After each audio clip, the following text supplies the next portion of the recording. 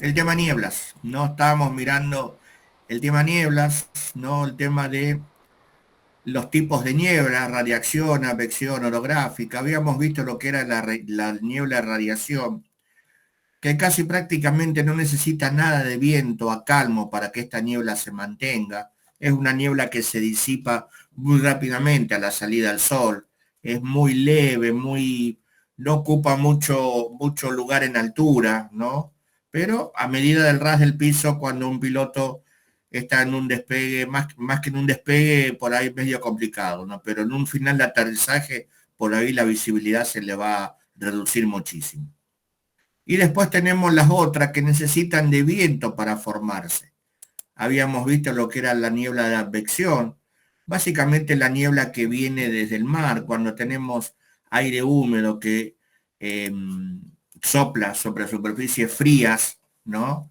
Y entra en contacto con superficies, tenemos el agua cálida o el suelo frío y se va formando la niebla sobre toda la costa. Esta es una niebla que se forma por lo general a lo largo de toda una zona costera o lugares donde tengamos espejos de agua, llámese lagos de mucha dimensión, ¿no? O sea, es una niebla relativamente muy gruesa, aproximadamente unos 500 metros de altura, y es muy persistente en el tiempo, como yo les había dicho. Persistente en el tiempo, ¿cuándo? Siempre y cuando el viento siga soplando del mismo lado con el que la trajo. Acá, por ejemplo, cuando tenemos viento del mar, como les había dicho el otro día, aporte marítimo, el famoso aporte marítimo, o en Buenos Aires la famosa sudestada, que se le dice, ¿no? Cuando el viento sigue soplando de ese lado, de acá hablamos del 0,90, 0,70, tenemos aporte de mar, 140 grados de la dirección, estamos teniendo aporte. Y por ahí he llegado a tener sol nocturno un día o 2 días de niebla constante, ¿no? Sobre la zona, sobre el aeropuerto, niebla constante. Y es básicamente la niebla que entra al continente soplado por una corriente de aire proveniente del mar. Eh, para que esa niebla, como les decía, el viento no tiene que ser muy fuerte, no tiene que estar mucho más allá de los 10 nudos, 15 nudos, ¿no? O sea, es un viento pero muy suave. Así que esto sería la niebla. Y acá, a diferencia de la otra, cuando el sol la calienta, no la disipa. O sea, es como que la aplasta más, un poquito más contra el piso, por eso tiene un espesor bastante considerable. Esta niebla se disipa, ¿cuándo? Cuando el viento rotó. O por ahí sopló mucho más fuerte, ¿no? Pero cuando el viento rotó, esta niebla directamente se disipa. Y ahora vamos a la otra, la niebla orográfica. Se forma cuando movida por el viento, una masa de aire estable y húmeda se desplaza sobre un terreno ascendente. Estas son cuando hemos andado por la cordillera, la famosa niebla que se forma en la ladera de la montaña, a mitad de la ladera de la montaña o hacia arriba. Bueno, es esa niebla típica, ¿no? O sea, aire que va subiendo, aire que es húmedo y a medida que vaya ascendiendo por esa ladera se va a ir formando la niebla. A medida que el aire asciende, se enfría por expansión, se llama enfriamiento adiabático, como consecuencia de la disminución de la presión.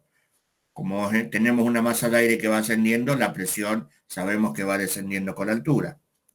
Este tipo de niebla es común en zonas de montaña.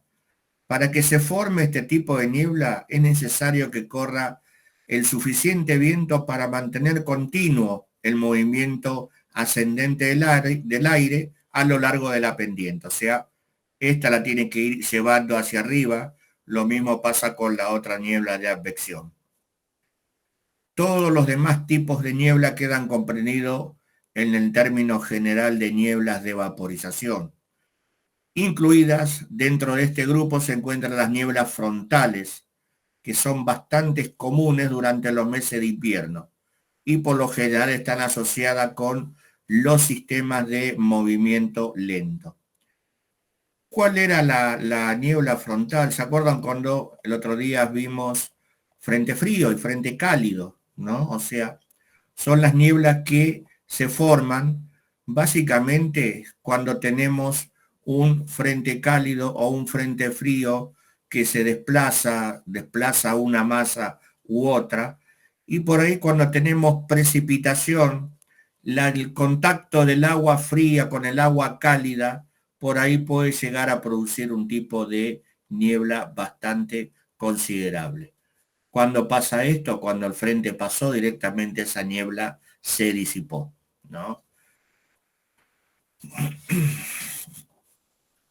La niebla helada pertenece a otra categoría y está formada por pequeños cristales de hielo que se han sublimado pasando directamente de su estado de vapor de agua helada, es muy fina, brumosa y peligrosa debido a la velocidad de formación y es extremadamente rápida, ¿no? O sea, más que nada en lugares de la Patagonia Sur o cordilleras donde tenemos aire muy, muy frío. Y una niebla orográfica, habíamos dicho, tenemos el aire que asciende, se enfría, se satura, va ascendiendo sobre la ladera. Y acá dice niebla o stratus. Cuando está la niebla posada sobre la superficie, se dice que es niebla, ¿no? ¿Por qué? Porque está posada sobre la superficie y aparte, recuerden, la visibilidad se reduce a menos de 1000 metros. Cuando nosotros por ahí tenemos una nube, una visibilidad relativamente buena y la tenemos acá arriba nuestro, casi un poco más arriba de las cabezas nuestras, se dice que es stratus, una nube muy baja que penaliza muchísimo. Ahora cuando veamos nubosidad vamos a verlo, que penaliza muchísimo y como no estás a ras del piso, es arriba y se llama stratus. Es niebla formada por enfriamiento. Y esta nube, stratus, se forma por enfriamiento, ¿no? O sea, estos dos tipos podemos llegar a tener sobre las laderas de una montaña o sobre prácticamente cordillera. Y así como vemos acá en la figura, es como se ve en la realidad, ¿no? O sea, yo estoy de abajo o estoy en la cima de una montaña y veo que tengo abajo la niebla, ¿no? O estoy metido adentro de ella. Acá tenemos la niebla frontal que hablábamos recién. En un frente el aire cálido se eleva sobre el aire frío.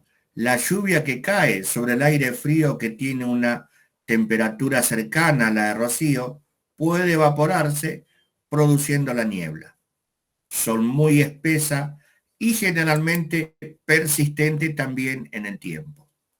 Por ahí esto pasa también nosotros, por ahí lo vemos una niebla porque persiste en el tiempo, ¿no? O sea, y acá tenemos cuando dos frentes se chocan, más precisamente el aire cálido desplazando al aire frío. Recuerden que lo desplaza por aplastamiento, ¿no? Y la lluvia que cae desde el sector caliente al aire frío, ¿no? La lluvia se evapora y satura el aire frío, o sea, formándose la niebla. También esta niebla puede llegar a tener un espesor bastante considerable, teniendo en cuenta que la nubosidad que se forma del tipo estratiforme está entre 1500 y 2000 metros. Así que esta niebla puede estar muy por arriba de los 500 metros. ¿Cuándo se disipa esto? Cuando el frente cálido desplazó directamente ya al frente frío. Pero esto es muy lentamente. También puede llegar a estar un día / 2 días para desplazar este frente. Les vuelvo a reiterar, según también las características y si ese frente frío o cálido son muy fuertes, ¿no? Las nieblas de vapor y frontal se producen al agregarle aire, humedad al aire. Como la capacidad del aire para mantener el vapor de agua a baja temperatura es pequeña, se requiere mucha evaporización adicional para producir la saturación y la formación de las nubes. O sea, las nieblas de vapor o frontal se producen al agregarle aire húmedo, ¿no? Como la capacidad del aire para mantener el vapor de agua a baja temperatura es pequeña, se requiere agregarle mucha más evaporación para producir la saturación y la formación de la nube. Las nieblas heladas pertenecen a otra categoría y está formada por pequeños cristales de hielo que se han sublimado, pasando directamente de su estado de vapor, vapor de agua helada. Es muy fina, brumosa y peligrosa debido a la velocidad de formación extremadamente rápida, ¿no? Y hasta acá, por ahí, es lo que tenemos como niebla, ¿no? O sea, tenemos cómo se forma, qué es lo que es, y tenemos tres tipos característicos de niebla. Hay dos o tres más, pero vamos a dejar estos tipos de niebla que nosotros son lo que más característico vamos a encontrar en los lugares donde estamos y por ahí como piloto la que nos va a llevar a producir alguna eh, penalización para el vuelo. ¿Alguna duda, alguna pregunta?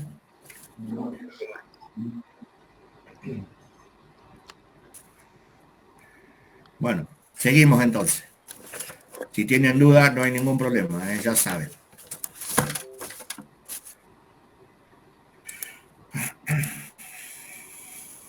Bueno, sigamos ahora con el tema de visibilidad. Básicamente, ¿qué es lo que es el término y qué es lo que significa visibilidad? Es usado comúnmente en aviación como la máxima distancia horizontal a la cual un objeto preeminente puede ser visto y reconocido como tal. O sea, yo estando en un lugar tengo que reconocer un objeto a una distancia y lo tengo que ver bien y lo tengo que reconocer bien y lo tengo que ver nítidamente, ¿no? Tenemos en metrología dos tipos y más que nada en aviación también. Eh, tenemos dos tipos de cálculo de visibilidad, ¿no? La visibilidad meteorológica, llamada MOR por sus siglas en inglés, ¿no? Rango óptico de meteorológico, y corresponde a la capacidad que tiene un especialista de ver en cualquier punto cardinal a los obstáculos que lo rodean en una distancia previamente conocida, y esta medición se distingue con la sigla MOR o visibilidad meteorológica. Básicamente vamos a llamarla MOR, ¿no? O sea, visibilidad meteorológica. Pero el cálculo de visibilidad, los tipos de cálculo es la MOR y el RBR, que vamos a ver cuál es cada uno. La MOR, o sea, ustedes no se hagan problema porque eso le iba a decir, se lo doy yo, no doy más, ya estoy retirado. Es la que da el observador, ¿no? Es la que el observador distingue nosotros en todas las estaciones meteorológicas, desde el punto de referencia del aeropuerto, ¿no? Eh, tenemos visibilidad y tenemos puntos de referencia en los 360 grados. Llámese, por ejemplo, nosotros acá entre Leu tenemos el Dino, tenemos la ruta, tenemos la ciudad hacia el otro lado, tenemos a la altura de Rawson para el otro lado, tenemos visibilidad un poco más cerca cruzando la pista está la base aeronaval, tenemos La Manga, o sea, tenemos distintos puntos de referencia que el observador cuando sale a hacer la observación mira esos puntos, reconoce esos puntos y él ya informa si la visibilidad está reducida o no, ¿no? Sea, y esos puntos de referencia están previamente reconocidos, están medidos. En la estación meteorológica hay un planito, ¿no? Donde esos puntos de los 360 grados, tanto de día como de noche por ahí tenemos luces que se reconocen, ¿no? En una época teníamos a la noche la famosa Torre Omega, que ustedes la habrán conocido, que estaba a 30 kilómetros, por eso yo le decía la otra vuelta de los 30 kilómetros de visibilidad que se utiliza en la Patagonia. Y bueno, de noche la veíamos perfecto. Por ahí, si no la veíamos porque teníamos alguna niebla o neblina o nubosidad muy baja. Las bardas que tenemos nosotros acá, por ejemplo, desde el aeropuerto, se ven las bardas que están atrás del circuito, ¿no? Y tenemos distintos puntos de referencia. Esos mismos puntos de referencia, ese mismo plano, está en la torre de control. O sea que tanto nosotros, los meteorólogos, como el controlador, tiene ese mismo punto de referencia y por ahí entre nosotros nos ayudamos, o sea, teniendo en cuenta que un grupo operativo es un engranaje donde tenemos controlador, meteorólogo, el servicio de información de vuelo, la gente de pista, la gente de mantenimiento de equipos, ¿no? Y es todo un engranaje donde todos trabajamos en sí por el bien de la aviación y por la seguridad de todos ustedes. Eh, por eso no se hagan problema que la visibilidad ya está dada, ¿no? O sea, en el mensaje meteorológico, cuando ustedes le informen visibilidad o que hay alguna reducción por algún fenómeno, ya va a estar dada. Esa es la visibilidad que da el observador meteorológico. El otro es el RBR y es el alcance visual en pista. Ustedes habrán oído hablar de esto. Es la máxima distancia en la dirección de despegue o aterrizaje en la cual la pista o las luces o balizas especificadas que la delimitan pueden verse desde una posición situada por encima de un punto determinado en el eje de pista a una altura correspondiente a nivel medio a que la vista del piloto es en la toma de contacto. Se considera a una altura de 5 metros, 15 pies, o sea, obviamente no estamos hablando de un Tomahawk, no estamos hablando de los aviones que tenemos escuela, porque no estamos arriba de 5 metros sobre el nivel de la pista. Pero estamos hablando ya de aviones por ahí un poquito turbohélices o aviones comerciales. Corresponde satisfactoriamente al nivel medio a que queda la vista del piloto en la toma de contacto. En la práctica, el alcance visual en pista no puede medirse directamente desde el punto especificado en la definición, sino que es una evaluación de lo que el piloto verá desde ese punto. Y acá tenemos dos gráficos. Acá en el de la derecha le voy a mostrar más o menos qué es lo que es un RBR. Son dos enanos chiquititos así que tienen 50 centímetros de alto, donde tenemos una diferencia, algunos tienen 300 metros, otros tienen 500 metros uno de otro, ¿no? Están al costado de la pista y este equipo, uno larga, es un transmisor y el otro es un receptor. Básicamente larga un haz de luz y el transmisómetro determina la cantidad de luz que se pierde a lo largo de una distancia preestablecida y a través del computador traduce esta información a un valor de visibilidad. O sea, el transmisor larga un haz de luz y a medida que va corriendo va viendo la calidad de la luz que tiene hasta llegar ahí. Este transmisor obviamente lo informa a un valor y esta información está en la torre de control y está en la estación meteorológica. Pero esto es únicamente para la pista, ¿no? O sea, no tenemos como el amor dirección a los 360 grados como te hace un observador. Y así es como un piloto desde la cabecera de pista puede llegar a ver el eje de pista al final y puede llegar a tener también la ayuda del RBR.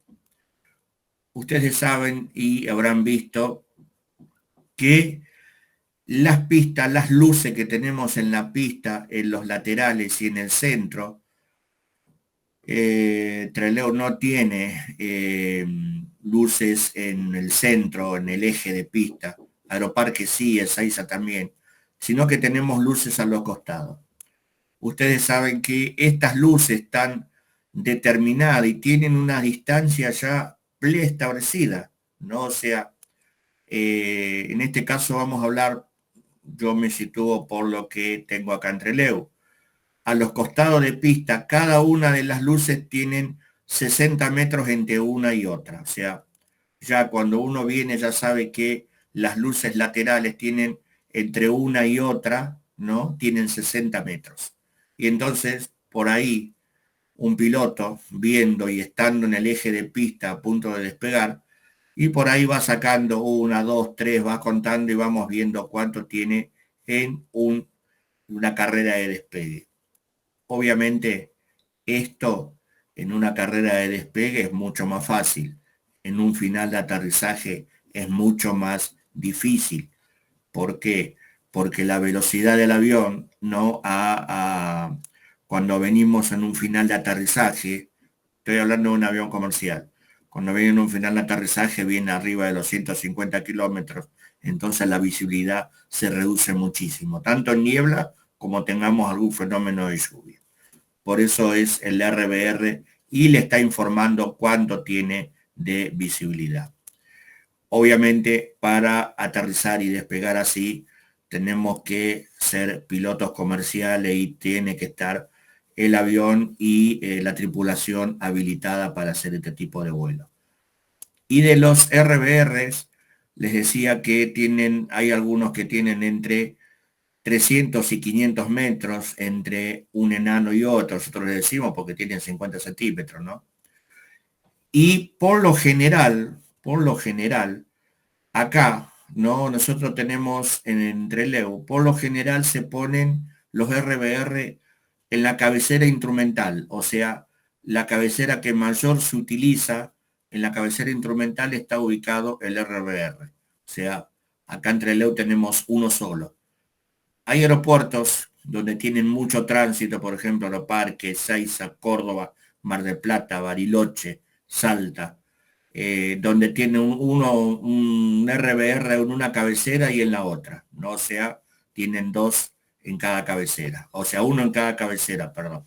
Pero así es como funciona. Acá, como por lo general la mayoría de las veces tenemos la cabecera en uso, la instrumental, tenemos uno solo.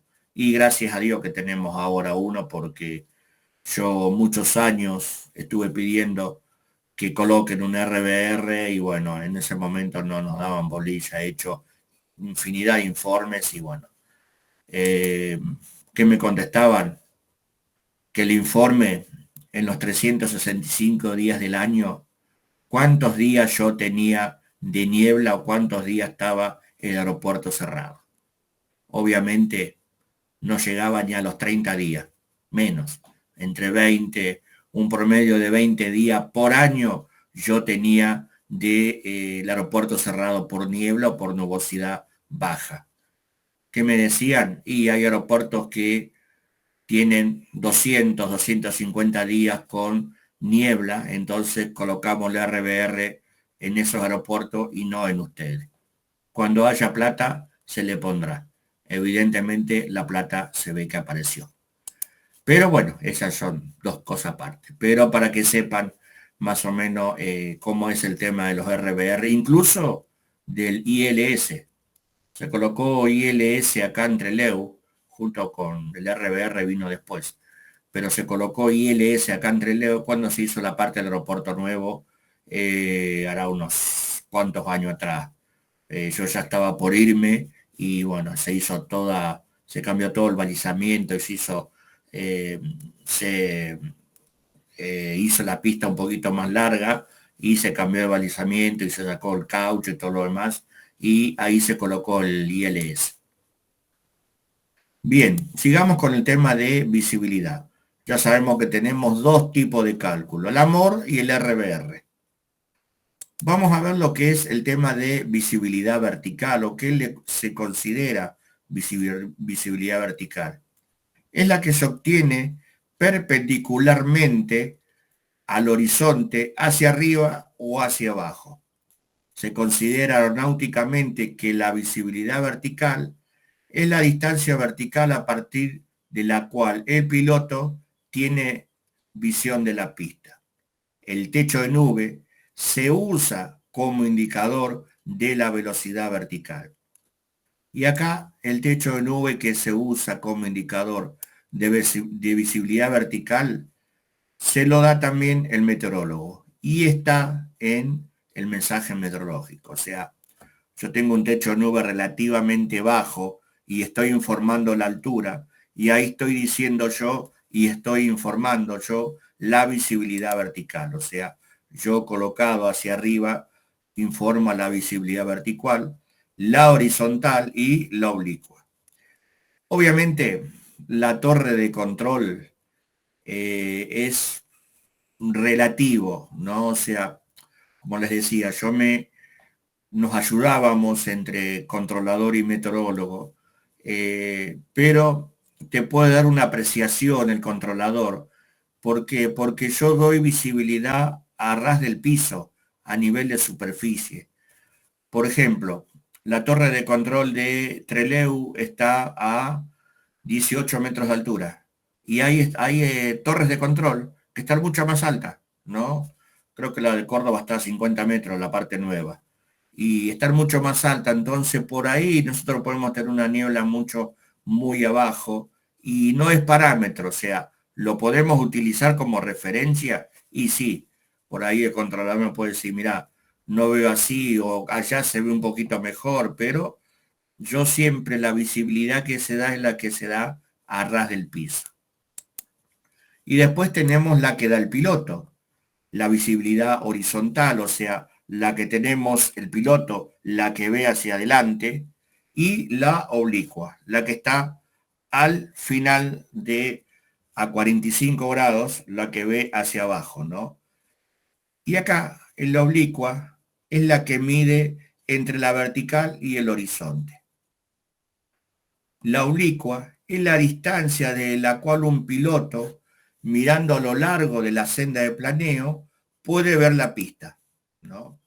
En una aproximación instrumental, la visibilidad oblicua es la distancia desde la cual un piloto, mirando a lo largo de la senda de planeo, puede ver las ayudas para el aterrizaje del umbral de pista.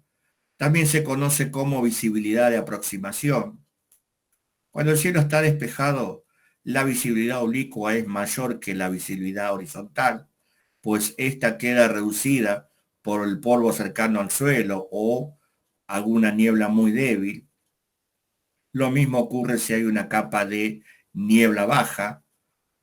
Cuando hay una capa de niebla alta o estratus bajo, la visibilidad oblicua es menor que la visibilidad horizontal.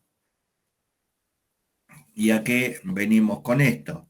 O sea, yo vengo en un final de aterrizaje, la oblicua es la que ve el piloto hacia lo largo de la senda de planeo y tengo la visibilidad vertical. O sea, cuando ustedes saben que cuando yo vengo en un final de aterrizaje, tenemos puntos de referencia.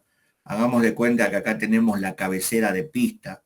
Yo, por distintas distancias, llámese 200, 500, 800 metros, según el aeropuerto, tengo puntos de referencia y cuando un piloto pasa por ese punto de referencia, ¿no?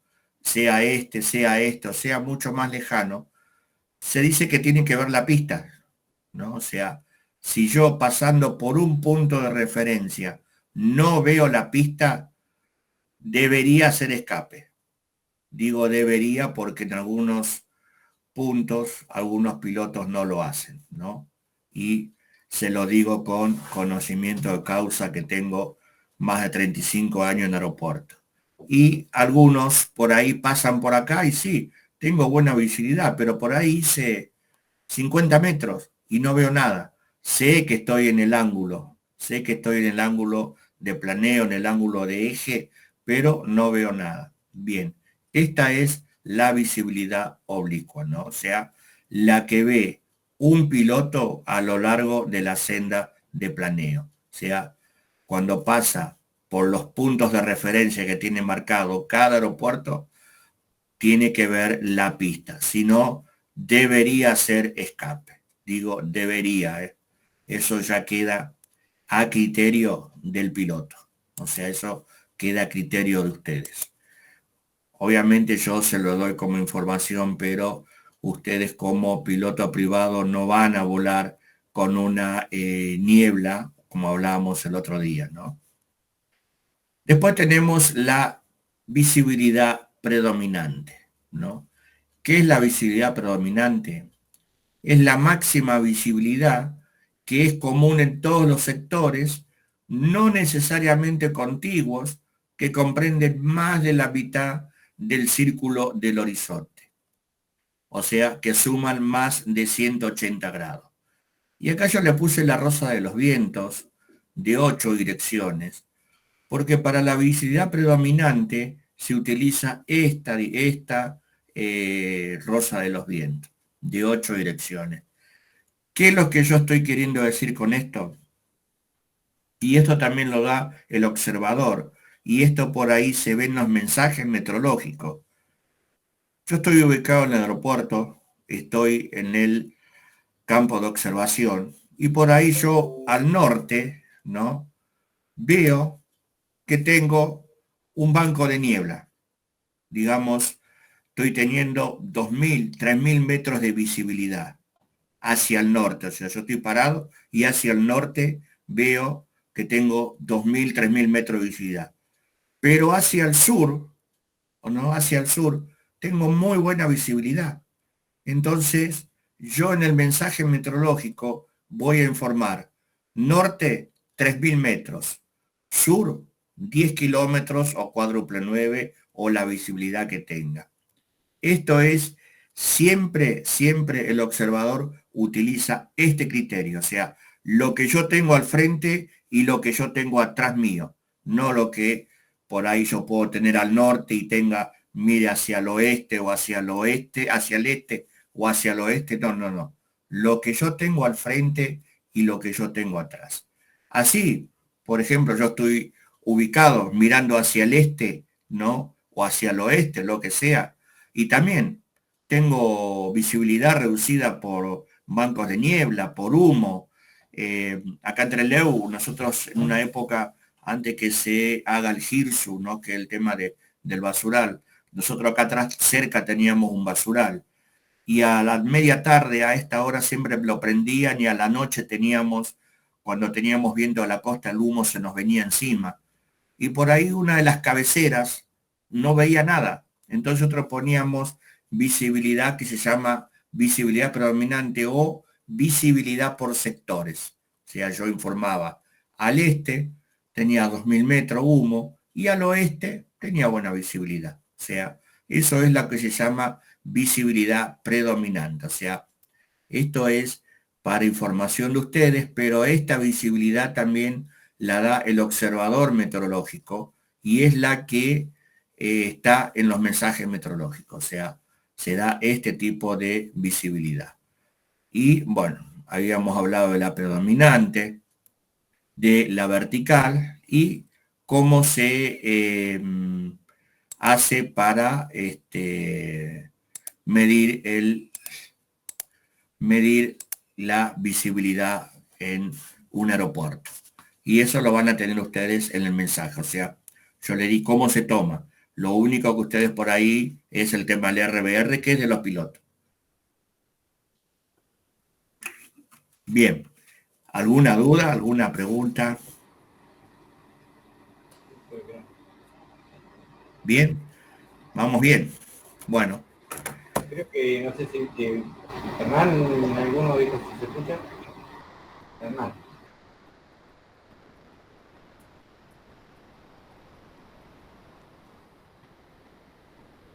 Quiere hacer una pregunta y pregunta si se escucha. ¿Escribo? Sí, dale, dale, dale, dale. Dale.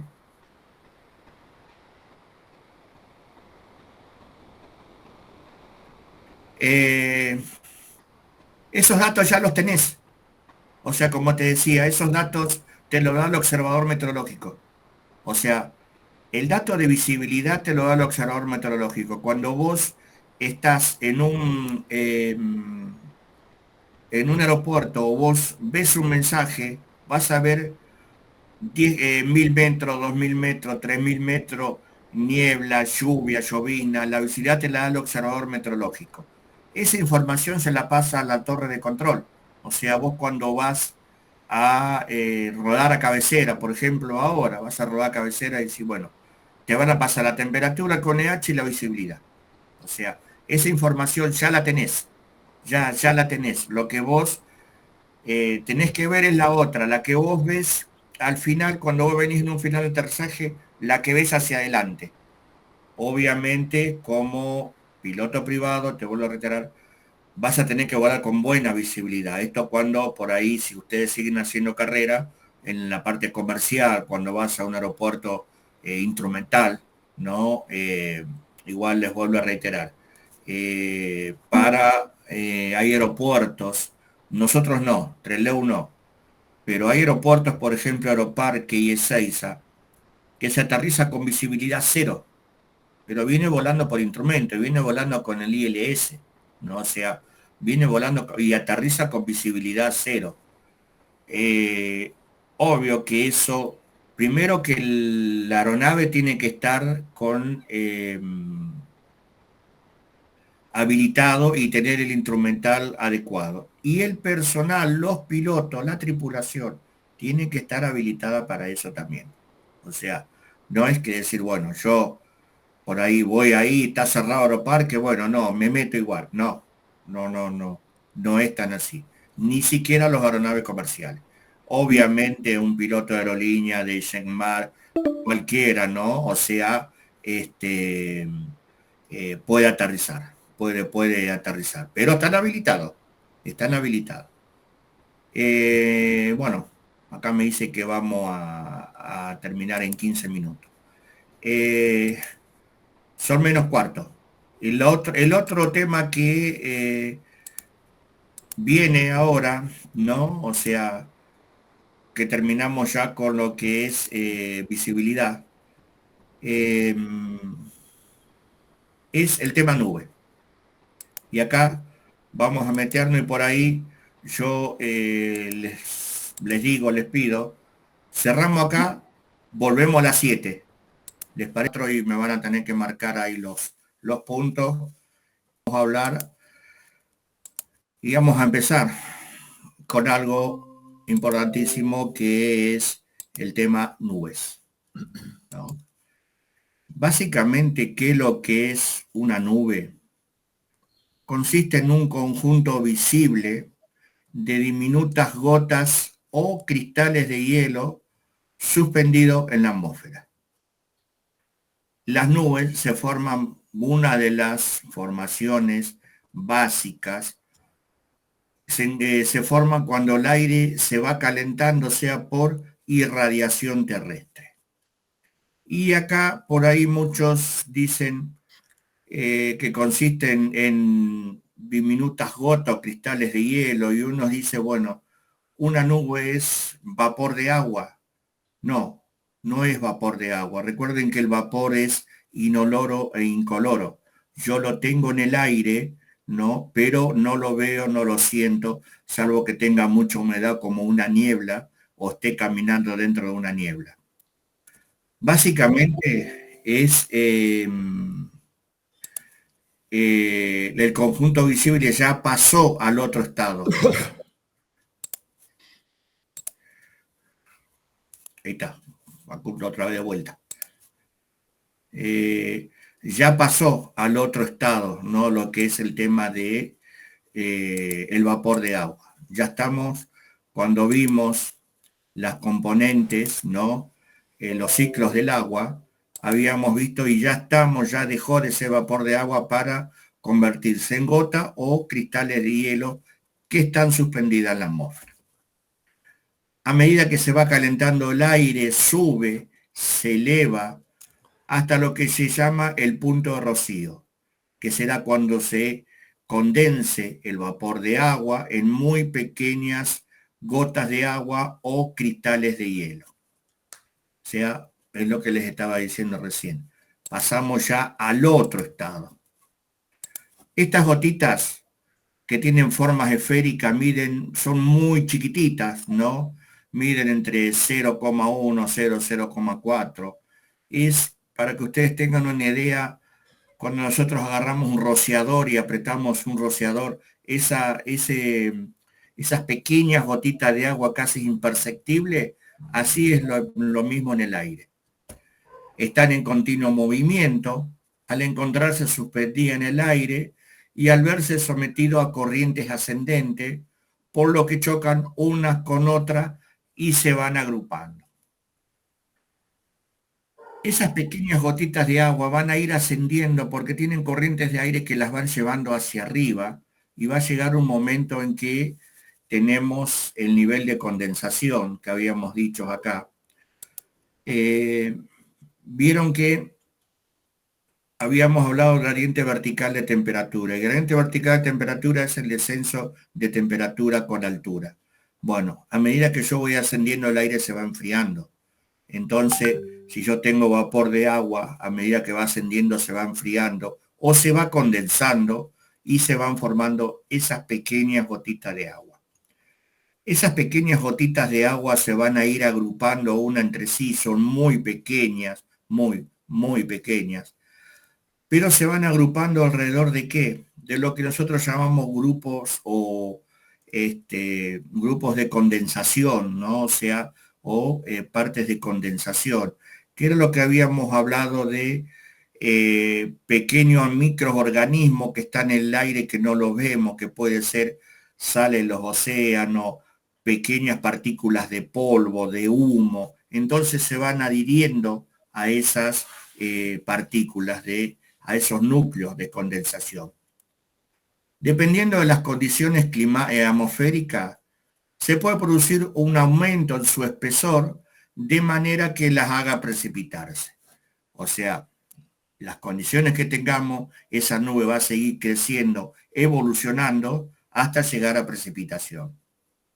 El vapor de agua circula por la atmósfera arrastrado por el aire caliente.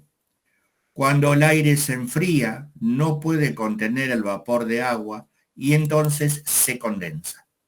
Eso es lo que habíamos hablado y eso es lo que por ahí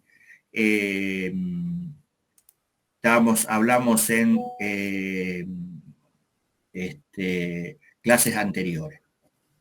En este momento se alcanza el punto de rocío y se forman pequeñas gotitas de agua dando origen a las nubes. Cuando vimos punto de rocío y saturación, eso es lo que estábamos hablando. Las nubes pueden evolucionar y crecer, eso depende de la cantidad de vapor de agua que arrastre una masa de aire al ascender por la troposfera. Algunas nubes pueden llegar a alcanzar una altura de 15 kilómetros, que es el límite superior de la troposfera, pero generalmente se forma por debajo de los 12 kilómetros. Entonces, de esta nube estamos hablando de una nube muy característica que es el Charlie Bravo. Una nube que tiene de desarrollo vertical, como vamos a ver ahora, que tiene mucha altura, que estamos hablando de un promedio de 15 kilómetros de altura, pero puede llegar hasta los 18 kilómetros de altura en las zonas del Ecuador o en el norte de Brasil. En las latitudes nuestras en Charlie Bravo no va a llegar allá más o menos de los 10.000, 11.000 metros. En el norte de nuestro país puede llegar a estar entre los 12 y los 15 kilómetros, ¿no? Por la cantidad de vapor de agua y aire caliente que tenemos en la atmósfera. Y básicamente, y tengan en cuenta esto, las nubes pueden formarse de tres maneras distintas.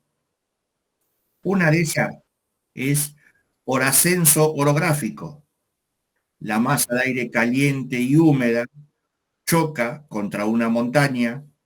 Esta hace que el aire ascienda a capas más frías, dando origen a un tipo de nube horizontal llamada Sierra Tango o stratus. Se forman por debajo de los 3.000 metros de altitud. Y acá algo tiene que ver con lo que vimos recién. Tiene que ver con el tema de la niebla orográfica. Acá estamos hablando de nubes orográficas. Estamos hablando exactamente lo mismo. Yo les había dicho que cuando está sobre la superficie la niebla y a medida que la tenemos arriba en nuestras cabezas y tenemos una humedad, una visibilidad relativamente buena, se llaman estratos, ¿no? O sea, el aire caliente va subiendo a través de la ladera de la montaña, a medida que va subiendo, va descargando toda su precipitación, cruza hasta el otro lado y vuelve a bajar aire caliente sobre nuestra latitud o sobre nuestro territorio. ¿Qué es lo que estaríamos hablando acá? Del famoso sonda. ¿Se acuerdan que cuando hablamos de el tema de las masas de aire y el tema de los frentes, teníamos frentes polares que ingresaban por el Pacífico o por el Atlántico, y si ingresaba por el Pacífico podría ser frío y húmedo y frío y seco, y si ingresaba por el Atlántico era frío y húmedo. Bueno, acá tenemos la respuesta. El lado sector de Chile, ingreso de aire no frío y húmedo, va ingresando no sobre todo el territorio chileno, va ascendiendo por la ladera de la montaña, por la cordillera, descarga toda su precipitación ¿no? en la ladera o arriba de la montaña y desciende y por efecto de arrastramiento va a formarse aire caliente, ¿no? Esto sería básicamente por ahí un poquito algo parecido a lo que tenemos en Mendoza, que se llama sonda. Pero al sur de nuestro territorio, la Patagonia Sur, este aire desciende frío y seco. O sea, por las latitudes que estamos, se mantiene de la Patagonia Sur para abajo, se mantiene la parte fría, pero es ya más seco por efecto de la caída, del arrastre hacia abajo del viento. Y se dice que un viento cuando asciende sopla a Barlovento, al lado de Barlovento, o sea, al lado de Barlovento es aire que va ascendiendo o viento que va ascendiendo, y cuando desciende es sotavento, o sea, viento que va descendiendo. Y acá, en esta imagen que tenemos acá a la derecha, es como se vería, ¿no? La nubosidad o que está en altura serían los estratos, o si está en superficie sería la niebla. Y acá nosotros vemos algo muy característico, ¿no? Se produce sobre la montaña algo muy característico que se llama onda de montaña, ¿no? Y es algo que a las aeronaves la penaliza muchísimo, ¿no? Y esto produce un efecto turbulento bastante considerable. Pero eso lo vamos a ver cuando veamos turbulencia. Pero hay una nube característica que se forma en toda la cordillera, ¿no? Con este tipo de nubosidad y este tipo de viento cuando tenemos onda de montaña. La otra, bueno, una era el ascenso orográfico que la vimos. La otra es la de convección térmica. Una corriente de aire caliente y húmedo asciende a capa más alta y fría, dando lugar a la formación de cúmulos. Esto suele ocurrir por debajo también de los 3.000 metros. La nube puede crecer en altura, transformándose en un Charlie Bravo, en un cumulonimbus. Cuando se produce la caída de la lluvia, la nube se separa en dos fragmentos, por lo que no puede ascender aire mucho más caliente. Al fragmentarse la nube, cesa la lluvia, se producen borrascas o chaparrones de corta duración, pero muy intensas, ¿no? O sea, es la clásica nube de desarrollo vertical, la clásica nube de tormenta. Y acá es como se vería: aire caliente, superficie, transmite calor, tenemos radiación solar. Recuerdan que la mayor radiación solar que tenemos la produce la superficie terrestre y es la que va ascendiendo. A medida que va ascendiendo se van formando esas nubes, se va condensando. Acá tenemos el nivel de condensación, el nivel de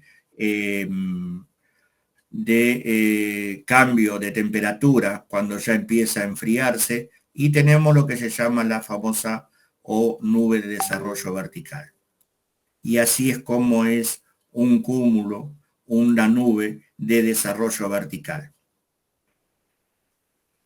Después tenemos las nubes de convección producidas por un frente.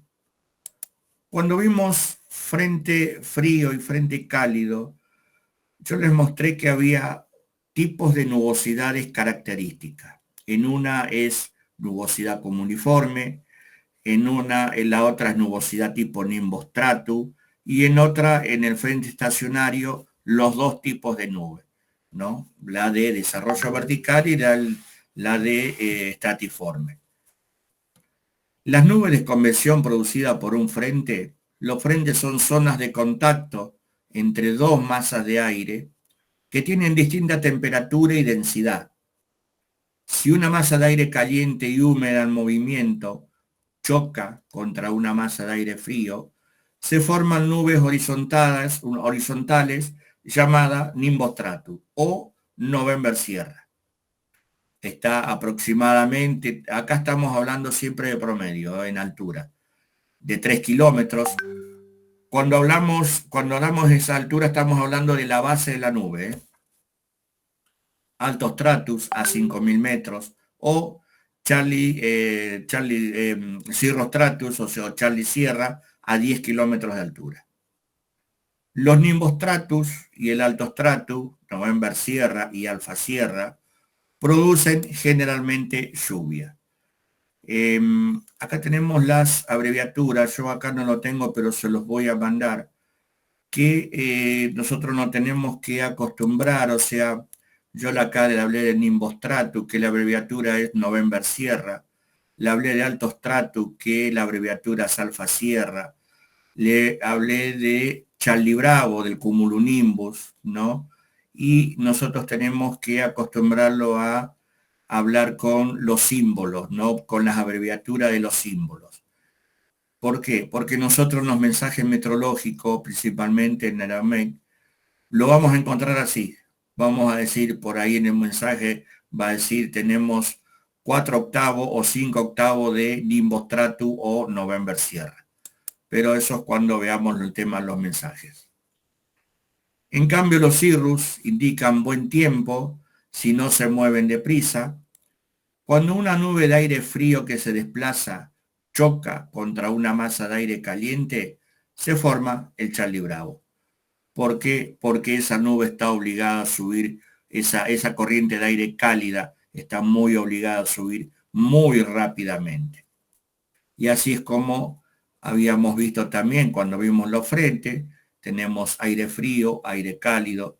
Recuerden que el aire frío se le mete como una cuña, que es lo que hace, obliga a subir violentamente, ¿no? Ese aire caliente, formándose una nube cumuliforme, una nube Charlie Bravo, una nube cumulus, ¿no? Y en la otra, el aire frío y el aire caliente, cuando desplaza el aire frío, habíamos dicho que la pendiente es muy larga, muy pronunciada, que es esta línea roja, y cómo lo desplaza por aplastamiento. Y esta es la nube típica de Nimbostratus o November Sierra, que el aire caliente asciende y va aplastando al aire frío y lo va desplazando muy lentamente. Estos dos nubes, estas dos tipos de nubes, producen tipos de precipitación característica, que ustedes también lo van a ver ya en el mensaje meteorológico, cuando hablamos de lluvia continua o lluvia, y cuando hablamos de chaparrón de lluvia o chubasco, como se dice. Ya hemos visto que una nube es el producto de un gran proceso de condensación, pero este fenómeno presenta tantas variedades y particularidades como tal. Yo acá les voy a dar los tipos. Habíamos dicho que tengan especial atención y cuiden y no se confundan cómo pueden formarse las nubes de tres maneras distintas: ascenso orográfico, convección térmica y producidas por un frente. Ahora vayamos a lo que se consideran tres tipos de nube, ¿no? Tres tipos de nube. Tenemos la nube cumuliforme, que es la que yo les estaba hablando recién. Tiene un considerable desarrollo vertical que aumenta la tasa de crecimiento de precipitaciones. Estas forman en una condición de aire inestable formado por grandes gotas de agua, a la cual después se va a formar un chaparrón, y son este tipo de nube. Una nube muy característica que va creciendo hacia arriba o similar a la que nosotros vemos en el aire cuando vemos a un copo de algodón o a un tipo coliflor, como si estuviera suspendido en el aire, ¿no? O sea, son una nube muy blanca cuando le da el brillo del sol.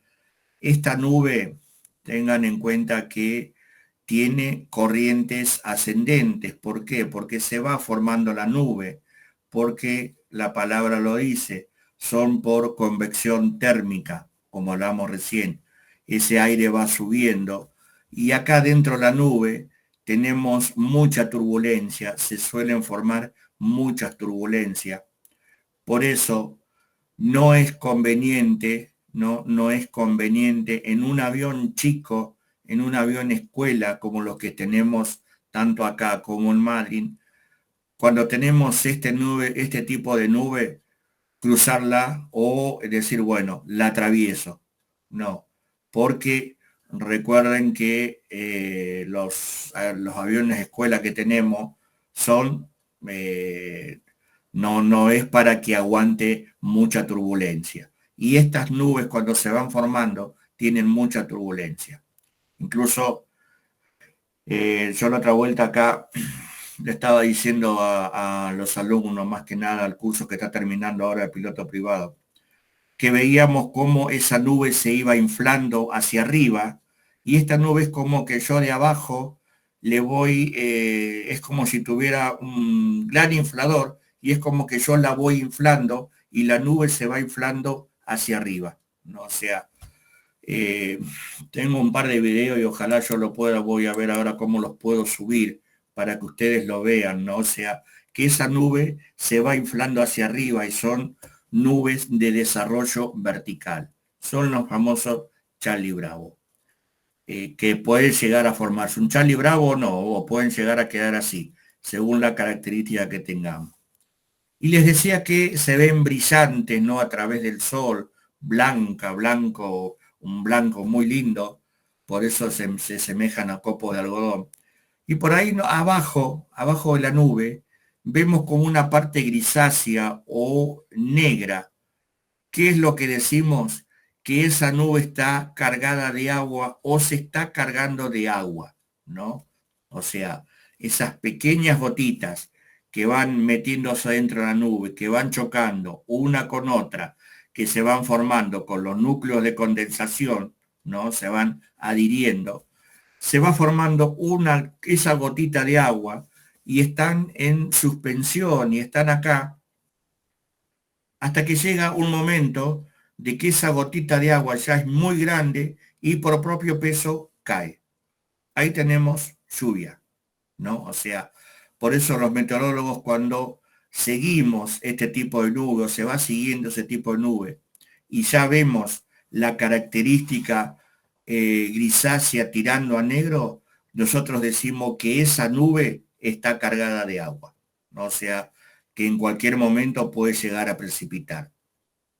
Puede ser en mayor o en menor medida el tipo de precipitación, sí, pero esta nube está cargada de agua. Y les decía que si por ahí ustedes ven este tipo de nube característico, no se les ocurra atravesar esta nube. Por ahí en un avión, en un turbohélice, un avión de mediano porte para arriba, un avión comercial, cuando lo atraviesan no va a pasar nada, va a tener una sacudida imperceptible. Pero les decía que los aeronaves que tenemos en las aeronaves escuela que tenemos acá y en Madrid, podemos llegar a tener algún problema o algún inconveniente. Les comento esto porque no voy a dar nombre, ¿no? Pero acá teníamos uno que la gracia de él era pasar por el tema, por el medio de este tipo de nubosidad. ¿Por qué? Porque la sensación de la turbulencia le producía, digamos, placer o felicidad, ¿no? Pero bueno, eso quedó ahí. Estos son las nubes. Eh, Idea para llevar a la suegra. Ahí sí, convengamos que sí. Es muy buena esa. Mirá, la sensación que van a tener, pero cargar una bolsita, ¿eh? Cargar una bolsita, si no después va a tener que lavar el avión, ¿eh? Este,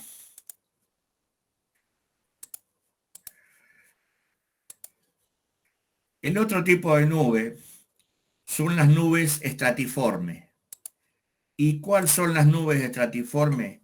La que cubre casi prácticamente todo el cielo. Se forman más cerca del terreno en condiciones de estabilidad, producen continua llovizna en pequeñas gotas de agua, ¿no? O sea, es una nube que cubre casi prácticamente todo el cielo, como el que vemos acá en la figura, ¿no? O sea, acá tenemos un alto estrato, altos cúmulos, y acá ya prácticamente tenemos el alto stratus. El alto estrato, el alfa sierra, es una nubosidad tipo media, pero que es una nube que va bajando porque se va cargando de agua y es una nube que después se forma el nimbostratus. Y el nimbostratus es la clásica nube de lluvia. La nube estratiforme, recuerden, es la que cubre todo enteramente el cielo y por ahí puede llegar a tener alguna protuberancia como el cúmulo o como la desarrollo vertical, pero es muy, muy, muy leve. Por lo general son como si fueran gris, plomizo, azulado. Y después cuando veamos el limbostrato vamos a ver que esa nube va cambiando de color, pasa del celeste al plomizo y pasa casi prácticamente al negro, ¿no? ¿Por qué? Porque les vuelvo a reiterar, esa nube se está cargando de agua, pero el típico de precipitación que tiene es la que por ahí puede llegar a durar varias horas, un día, dos, ¿no? Que es distinto al tema de la nubosidad cumuliforme. O sea, estas son nubes estratiformes que cubren enteramente el cielo. Después tenemos las nubes cirriformes o el clásico cirrus, nube alta. Están compuestas por cristales de hielo. Se forman a grandes alturas en la parte más elevada de las corrientes de convección. Adoptan forma de filamento o fibrosas, son muy tenues y delicadas, ¿no? O sea, las famosas nubes que nosotros vemos a gran altura, que parecen ganchos, ¿no? O sea, por ahí vemos también que cubre por ahí también enteramente el cielo. Si bien por ahí se ven en formas de ganchos, pero también puede llegar a cubrir enteramente el cielo, ¿no? Como las estratiformes. Pero estos están a grandes alturas. Y recuerden, las nubes altas están compuestas enteramente por cristales del hielo. ¿Por qué? Porque es una nube alta que está a gran altura. Y acá vemos, ya vimos que las nubes pueden formarse de tres maneras distintas. Se consideran tres tipos de nubes: cumuliforme, estratiformes y cirriformes, ¿no? Ya vimos qué es lo que es cada una. Y se clasifican en altas, medias, baja y desarrollo vertical. O sea, esto va a ser pregunta de examen, así que no se confundan cómo se forman, cómo se considera y cómo se clasifican. Se clasifican en altas, medias, baja y desarrollo vertical. Y acá en el cuadro tenemos, ¿no?, el tipo de nubes: cirrus, cirrostratus, cirrocumulus, nubes altas. El tema de altitud acá dice entre 6 y 15 kilómetros, sí, porque depende mucho de la latitud. En el Ecuador está aproximadamente entre los 12 y 15 kilómetros. En latitudes media, la nuestra, y por ahí está arriba de los 6.000 metros, ¿no? Su composición es enteramente de hielo, como les acabo de decir. Las nubes altas están compuestas enteramente de hielo. ¿Produce precipitación? No, ¿no? Y después tenemos las nubes bajas: altos stratus, alfa sierra; altos cúmulus, alfa Charlie; nimbus stratus, November sierra.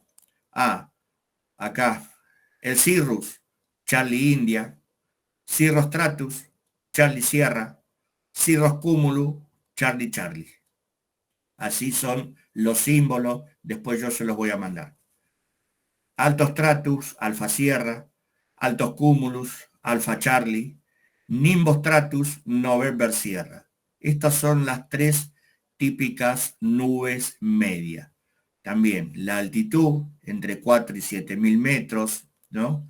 Y su composición: agua, hielo, agua, hielo, agua y hielo. O sea que las nubes medias están formadas por agua y hielo.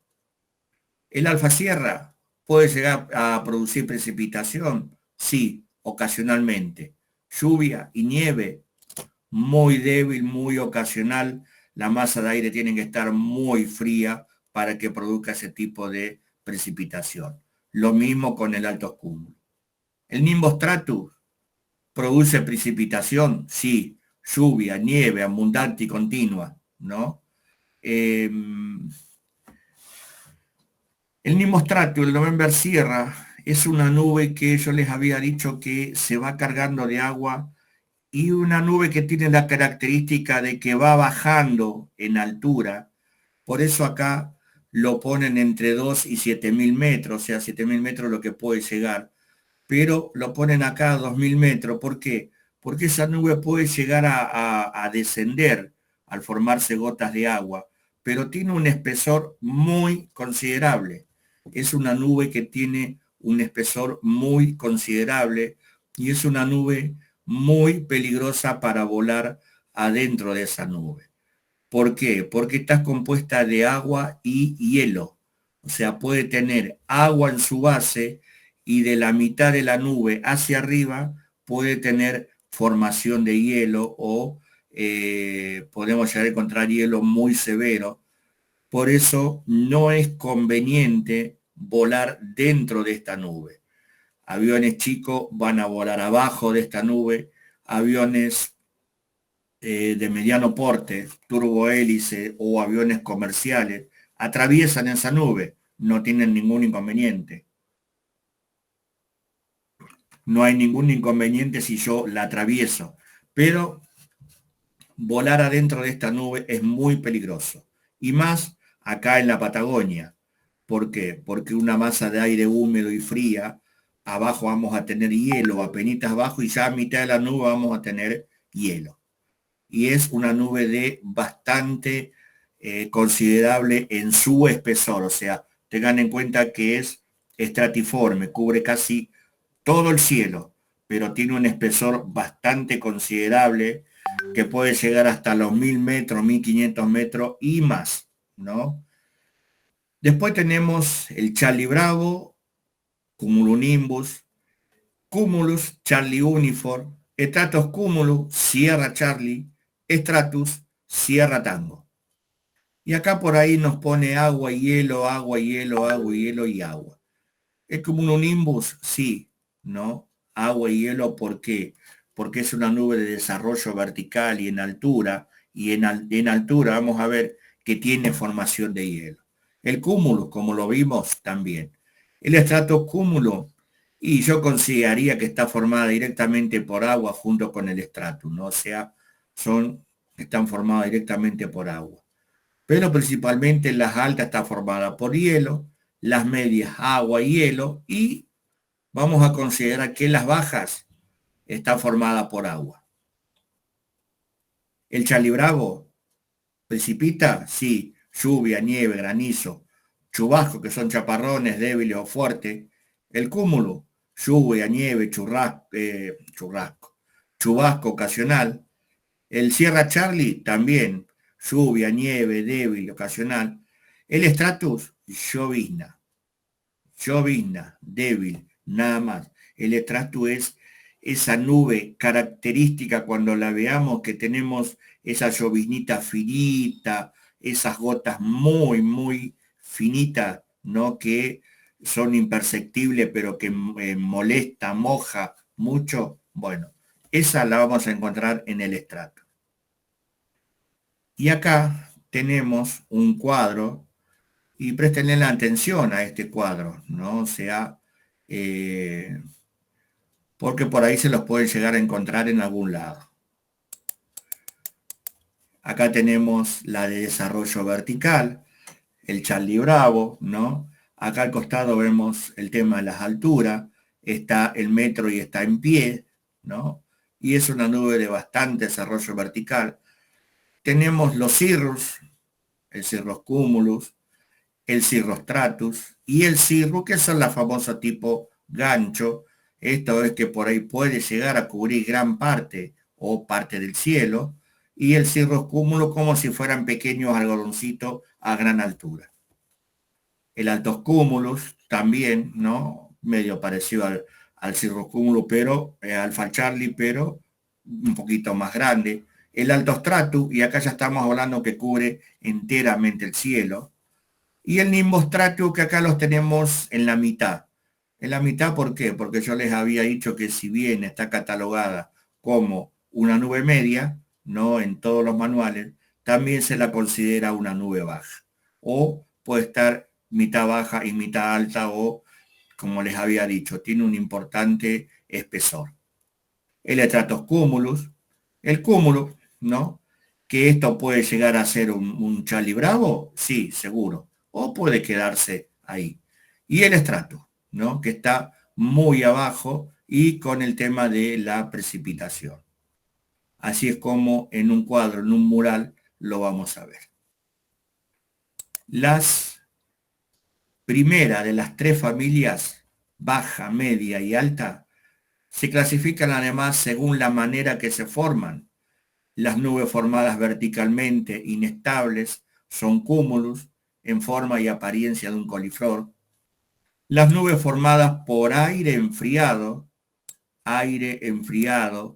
es una capa de estable de stratus, Sierra Tango, de un aspecto muy finito que penaliza muchísimo las operaciones de aeronave, ¿no? Eh, y es una nube muy, muy peligrosa. Eh,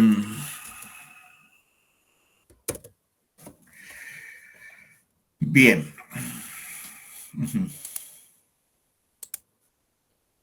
Bueno, eh, ¿ha quedado alguna duda? Más o menos yo les traté de explicar y decir cómo es el tema de las nubes. Por ahí ustedes van a salir y decir, bueno, ¿cómo yo distingo una baja, una media y una alta? Eh, y en este momento yo, por ejemplo, si estuvieran acá, lo sacaría a la plataforma. Y si hubiera alguna nubosidad, por supuesto, ¿no? Y le dirían, estas son bajas, estas son medias y estas son altas. ¿Cómo yo por ahí, estando acá, puedo llegar a distinguirlo y que ustedes vean? Que por ahí se ven las nubes bajas, la van a ver un poco mucho más grande, como si fuera la tuviéramos mucho más cerca. Las nubes medias un poquito más chica y las nubes altas casi prácticamente a una altura bastante considerable. Tengan en cuenta que está arriba de los 7.000 metros. La estratiforme, la que cubre el cielo enteramente. Las cirriformes, las que están a gran altura, formada únicamente por hielo. ¿Cómo nos vamos a dar cuenta que nosotros tenemos una nube cirriforme? Vieron cuando por ahí es la nube típica y característica que produce lo que se llama halo solar o lunar. ¿Qué es un halo? ¿Vieron cuando vemos el cielo y vemos una circunferencia perfecta alrededor del astro? Llámese sea la luna o sea el sol, ¿no? ¿Por qué? Porque como es una nube que está formada enteramente por hielo, la reflexión de la luz produce la descomposición como si fueran los colores del arco iris. Por eso vemos la circunferencia esa perfecta y ahí nos estamos dando cuenta que tenemos un cirrostratus, ¿no? O sea, ¿y qué es lo que nos está indicando eso? Que en altura tenemos frío. El aire está muy frío. Estamos hablando entre 40 y 50 grados bajo cero, ¿no? Ustedes van a decir, pero ¿tenemos problemas de engelamiento? No. Cuando veamos engelamiento vamos a ver que no. ¿Por qué? Porque la formación de hielo es mucho más peligroso a menor temperatura que a 40 grados bajo cero. Ya el hielo está formado, la gota de agua ya está congelada. Pero bueno, hasta acá llegamos, porque la próxima vamos a ver el tema del nimbostrato y algunas nubes mucho más abajo, pero para que no quedarnos a la mitad de la nube, vamos a hacerlo en la otra clase, o sea, el lunes. ¿Les parece? Si tienen alguna duda, No, no. ¿no? Hay que Bueno, leer. es un pequeño detalle, Sí, hay que repasarlo porque hay es un muchas. pequeño detalle, Ujú. es un pequeño detalle Sí, de sí. leerlo, ¿no? O sea, yo les doy las pautas, por eso les digo, por ahí vimos esto, léanlo, y por ahí capaz que el lunes si tienen dudas lo sacamos, lo hablamos, ¿eh? No hay ningún problema, ¿no? Bueno, Así que muchas bueno, gracias, Luis. ¿no? Chao, chao, buen Estamos fin en de contacto. semana.